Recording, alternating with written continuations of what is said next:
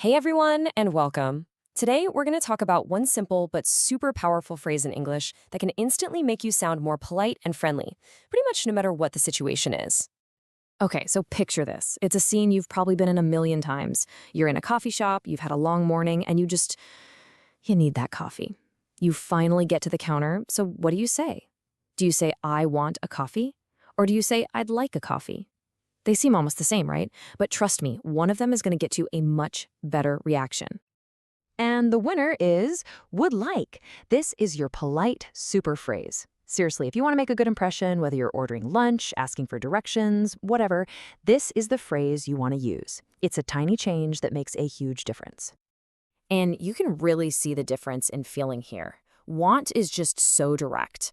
It can honestly sound like you're giving a command. But would like, that softens the whole thing, turning it from a demand into a polite request. So even though the basic meaning is the same, the way it functions socially is completely different. And that right there is the whole key. And look, this isn't just a feeling I have. The research on this is really clear. When we use I want to ask for something, especially from someone we don't know, it can really come across like we're just saying give me.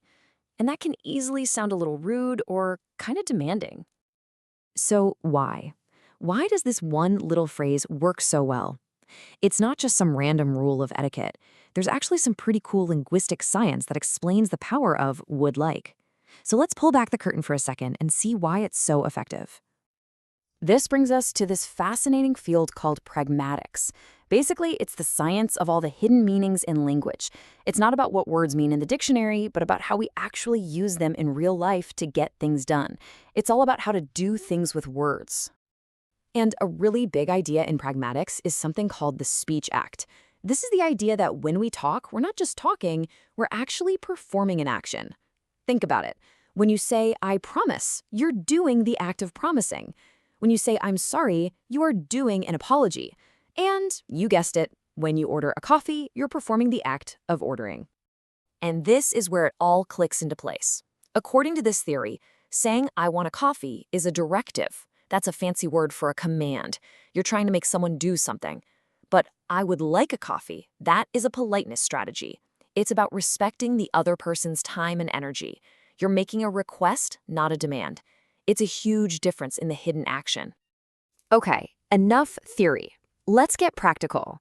The would-like structure is awesome because it's so flexible. You can use it for way more than just ordering coffee. You can break it down into 3 main uses. First, for things. You just use I'd like plus the thing you want. I'd like a chicken sandwich. Easy. Second, for actions. You use I'd like plus to and a verb. I'd like to speak to the manager.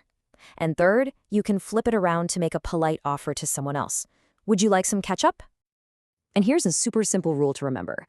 When you're making your own request, which is a statement, it's totally natural to use the short form, I'd like. But when you're asking someone else a question or making them an offer, you use the full long form, would you like? It's a small difference, but it sounds just right. So, wow, we started in a coffee shop and ended up talking about linguistic speech acts. Let's bring it all back home and focus on the one crucial thing you need to take away from all this.